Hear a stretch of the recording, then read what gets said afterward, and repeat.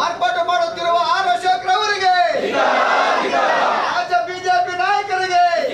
ಮಂಡ್ಯ ಕೆರೆಗೋಡು ಗ್ರಾಮದಲ್ಲಿ ಹನುಮಧ್ವಜ ವಿವಾದ ಖಂಡಿಸಿ ಮಾಜಿ ಮುಖ್ಯಮಂತ್ರಿ ಎಚ್.ಡಿ. ಕುಮಾರಸ್ವಾಮಿ, ಸಿ.ಟಿ. ರವಿ ಹಾಗೂ ಬಜರಂಗದಳ ಆರ್ಎಸ್ ಮೆರವಣಿಗೆ ಮಾಡುವ ವೇಳೆ ದಾರಿಯ ಪಕ್ಕದಲ್ಲಿದ್ದ ಹಾಸ್ಟೆಲ್ ಮೇಲೆ ಕಲ್ಲು ತೂರಿದ ಪ್ರಕರಣ ಖಂಡಿಸಿ ಚಿಕ್ಕಬಳ್ಳಾಪುರದಲ್ಲಿ ಅಹಿಂದ ಸಂಘಟನೆಗಳ ಒಕ್ಕೂಟ ಪ್ರತಿಭಟನೆ ನಡೆಸಿದ್ರು.